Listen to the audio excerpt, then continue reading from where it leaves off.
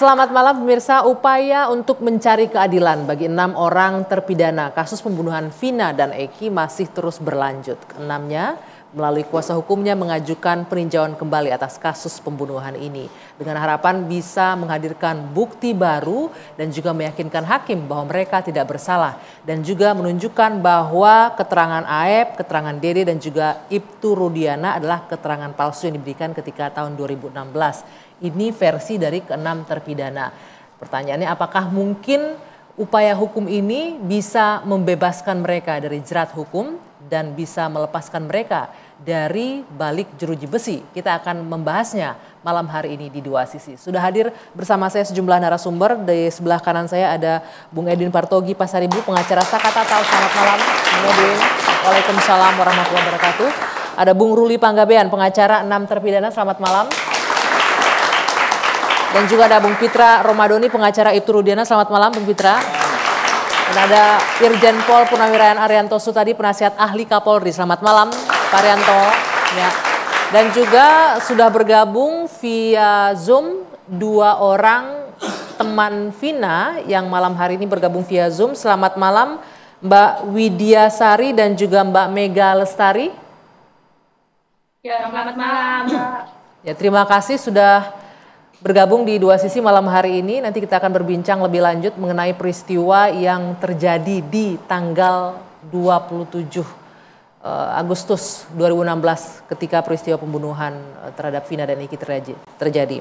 Dan juga tepuk tangan untuk adik-adik mahasiswa yang sudah ada di sini dari UPN, dari UNJ dan juga dari Universitas Terbuka. Terima kasih sudah hadir. Baik, yang pertama saya akan langsung ke Bang Ruli. Bang Ruli, apa yang diharapkan dari pengajuan PK ini dan bagaimana langkah yang akan dilakukan dengan menghadirkan bukti-bukti baru apa saja atau novum apa saja Bang Ruli? Baik, selamat malam para narasumber dan juga pemirsa. Ya memang kami mulai dari 3 bulan yang lalu sejak kami menerima kuasa dari para terpidana yang waktu itu datang ke DPN Peradi dan saya ditugaskan untuk jadi salah satu leading sektor untuk menangani masalah ini. Yang saya lakukan tentu saja kita ingin mengumpulkan bukti. Bagaimana caranya? Ya dari berkas yang ada yang sudah 8 tahun tentu akan sulit mencari novum dan bukti. Ya. Jadi kami sepakat untuk melaporkan satu-satu. Melaporkan satu-satu apa? Mulai dari RT Pasren dan anaknya, kemudian kedua Dede dan Aep, yang terakhir ada Rudiana. Nah, puji Tuhan dalam perjalanan ini kemudian muncul saksi-saksi yang tidak kami harapkan tapi ada. Siapakah itu? Contohnya Dede, tambah Liga Akbar. Ini mereka semua mencabut keterangan, ditambah dengan saksi-saksi yang waktu itu ada di memberikan kesaksian di persidangan seperti Teguh, Okta, Udin dan lain-lainnya. Semua mereka juga mencabut.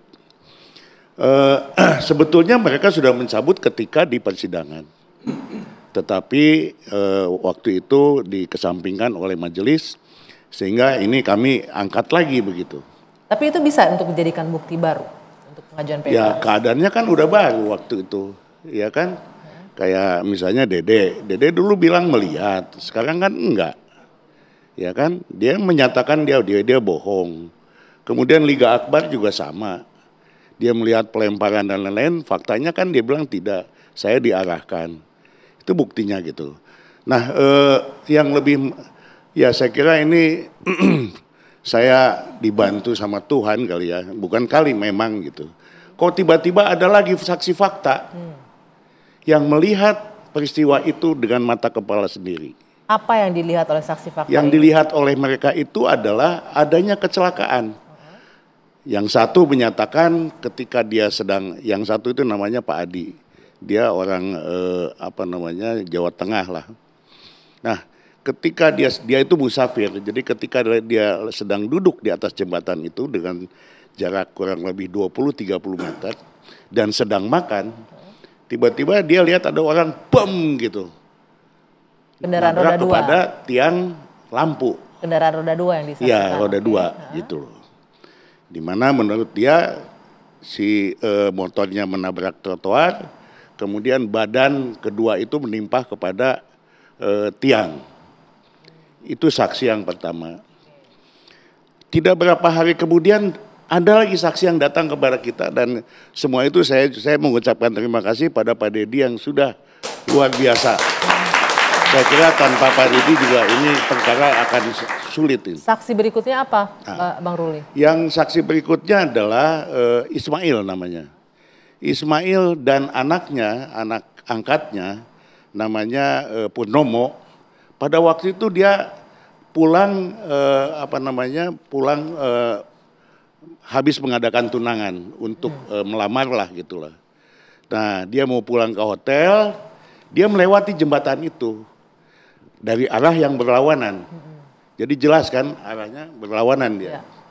Dia melihat waktu itu ada motor yang begini dia jalannya, kemudian standing. Ketika standing itu roda depannya itu ke bawah, nah itulah yang menghantam trotoar dan kemudian motornya tergelincir dan badannya tuh. Oke. Nah. Itu saksi ingat dengan jelas peristiwa 8 tahun lalu menurut dia? Iya ingat, saya ingatkan waktu itu. Waktu saya kan minta dinotariskan dengan catatan supaya tidak berubah. Dia bilang saya kasih tahu, kalau Anda berbohong ini ada akibat hukumnya. Anda berbohong dan lain sebagainya dan itu mengandung sanksi gitu. Masih mau dia. Itu saya di jam yang sama perkiraannya, jam berapa? Dia ingat nggak saksi itu jam berapa peristiwanya? Jam 10-an katanya. Jam 10-an.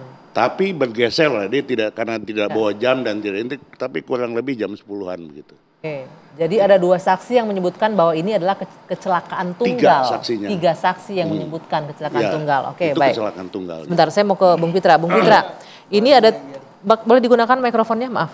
Ada 3 saksi yang menyebutkan bahwa ini adalah kecelakaan tunggal. Ini berbeda dengan yang didapatkan BAP oleh Rudiana, penyelidikan dan penangkapan yang dilakukannya tahun 2016 lalu. Baik Mbak Dwi, saya ingin mengomentari dulu dari keterangan Bang Ruli tadi ya, yang mengatakan ada 2 saksi. Yang pertama, 1 saksi itu menyatakan menabrak trotoar dan 1 saksi mengatakan menabrak lampu jalan. Dari keterangan menabrak itu aja. trotoar kemudian mental ke lampu jalan, begitu ya Bang Ruli? Badannya mental ke lampu jalan. Yang pertama, saya ingin kasih bukti dulu ya. Dan kita juga nggak mau katanya pun atau informasinya. Ini bukti depan, mungkin bisa di zoom ini. Oke. Ya. Ini bukti depan motor setelah kejadian. Jadi banyak juga yang pertanyakan ini motor sebelum kejadian ini, infonya dari netizen. Saya jawab dengan motor para terpidana.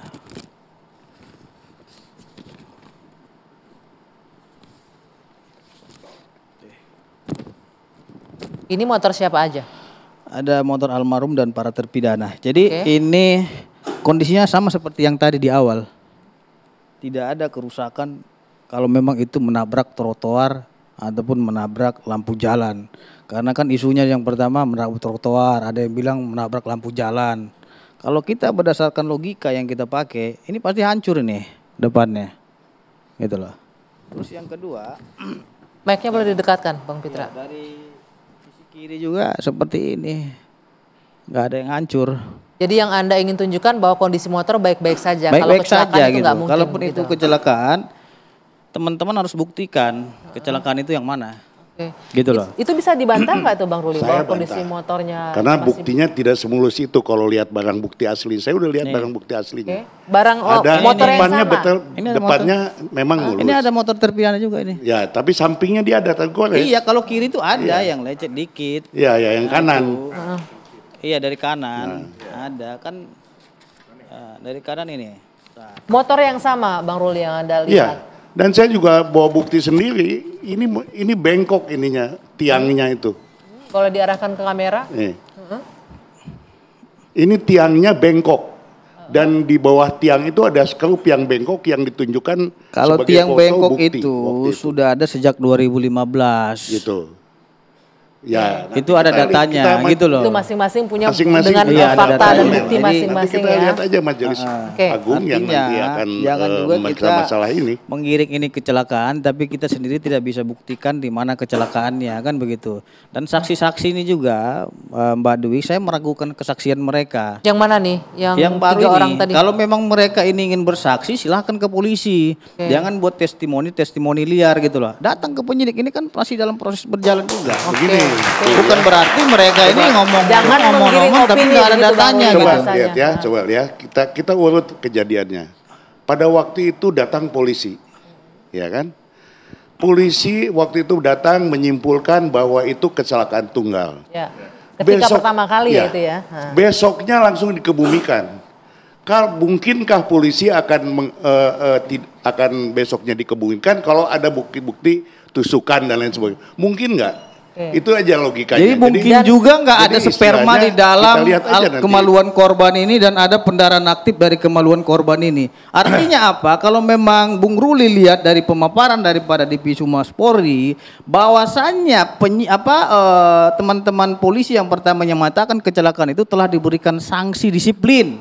Karena tidak menggunakan pengungkapan Itu kan metode kata scientific saudara, crime kita kan nggak tahu investigation mana gitu loh. buktinya kalau gitu. Bukan masalah nggak ngerti, itu udah Bukan, diberikan sanksi itu loh itu. mana buktinya? Penyidik yang menyatakan kecelakaan itu. Saya Sehingga minta ini dibuka buktinya. kembali. Ya, hasil visum Bang Ruli kalau Anda punya datanya, hasil visum pertama kali menunjukkan itu kecelakaan tunggal atau Kecelakaan ada penganiayaan tunggal. di situ. Makanya besok dikebumikan. Saya kira insting seorang polisi akan tahu ini kecelakaan. Bagaimana atau mungkin bisa pembunuhan. disimpulkan satu hari Gitu langsung loh, kecelakaan tanpa adanya proses penyelidikan dan penyidikan Hasil yang visum mendalam. menurut Anda tidak cukup membuktikan kalau hasil visum bahwa itu Di kecelakaan dalam hasil tunggal? visum juga ada pendarahan dari kemaluan korban dan hasil otopsi juga ada sperma. Yang Bagaimana mungkin orang sperma melakukan itu yang tidak pendarahan diselidiki dan oleh ada polisi juga ketika sperma itu? di situ gitu. Ya, Itu yang yang tidak didalami. Oke, yang sperma itu maaf saya Ya. potong. Yang sperma itu saya komunikasi dengan, kita wawancara di 2 sisi malam hari itu dengan Kabid Humas Polda Jawa Barat yang menyebutkan bahwa tidak diperiksa sama sekali. Kalau memang ada dugaan pemerkosaan gitu, kenapa tidak diperiksa kan, itu pertanyaannya. Iya. Kan laporan itu kan baru tanggal 31 Mbak Dwi. Pertama itu kan peristiwa itu ya, saya jelaskan dulu konstruksi daripada peristiwa ini ya. Tanggal 27 itu informasinya ya, Pak Aibtu Sulaiman itu telepon Pak Rudiana. Kemudian pada pukul 23.00 WIB itu Pak Rudiana berangkat ke RSUD Gunung Jati dan melihat bahwasannya anaknya ini telah meninggal dunia. Singkat cerita, pada tanggal 31 ya, setelah dikuburkan ini semua, dia merasa curiga atas kematian almarhum ini dengan luka-luka yang begitu parah. Tapi dan kalau saya ingat, maaf saya potong, ada juga keterangan Aib gitu ya yang membuat Pak Rudiana langsung bergerak mencari gerombolan. bukan tidak ada alat bukti sebelum mereka melakukan pendalaman. Pertanyaan itu. saya, Bang Fitra, pada BAP awal itu disebutkan nggak penganiayaan dilakukan jam berapa? Kalau nggak salah saya di jam 21 ya, saya baca BAP yang beredar itu, benar nggak? Peristiwa itu kan beliau ini yang dikejar-kejar, ya. Aib ini menyampaikan bahwasannya dia melihat Aib dan Dede loh ini, mereka melihat peristiwa Dede yang kemudian menyambut pernyataannya dan pengejar-kejaran ini gitu. Di jam? Kalau nggak salah 21.30. 21.30, ya. oke. Artinya dari situlah polisi melakukan pendalaman dengan memeriksa para pelapor saksi-saksi dan terlapor. Oke, baik. Itu. Tadi disebutkan Aib dan Dede menyaksikan kejar-kejaran pemukulan di jam 21.30. Kami juga nanti akan coba mengkonfirmasi dengan 2 teman dari Vina yang juga sempat menyatakan bahwa sempat berkomunikasi malam itu dengan Vina. Usai jeda, sesaat lagi kita akan lanjutkan di 2 sisi.